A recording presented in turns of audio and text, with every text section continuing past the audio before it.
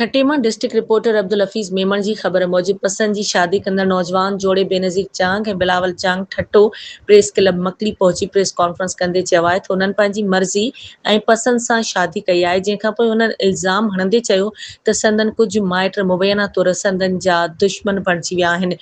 Press conference दौरान जोड़े इल्ज़ाम हयो त अहमद चांग, अब्दुल गफ़ार चांग, नूर मोहम्मद चांग, अली असगर चांग, मीर मोहम्मद चांग ऐं जुड़ियो चांग पारां खेनि मुबैना तौरु मुसलसल धमकियूं ॾिनी पियूं वञनि।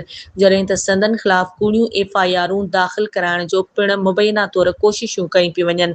बेनज़ीर चांग ऐं बिलावल चांग चयो त धमकियुनि ऐं मुबैना दॿा सबबु सख़्तु ख़ौफ़ ऐं ज़हनी परेशानी में मुब्तला आहिनि ऐं खेनि पंहिंजी जान जो ख़तरो महसूसु थी रहियो आहे।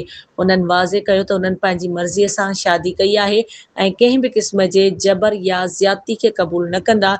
उन्हनि आला अख़्तियारनि एसएसपी ठट्टो ज़िले इंतिज़ामिया ऐं लाॻापियल पुलिस अख़्तियारनि खां मुतालबो कयो त मामले जो फौरी नोटिस वठी खेनि ऐं संदनि ख़ानदान खे तहफ़ुज़ फ़राहम कयो वञे, मुबैना धमकियुनि जी शफ़ाफ़ जांच कराई वञे ऐं जेकॾहिं संदनि ख़िलाफ़ कूड़ियूं एफआईआरूं दाख़िल कराइण जूं कोशिशूं थी रहियूं आहिनि त उन जो पिणु नोटिस वठी खेनि इंसाफ़ ऐं तहफ़ुज़ फ़राहम कयो वञे।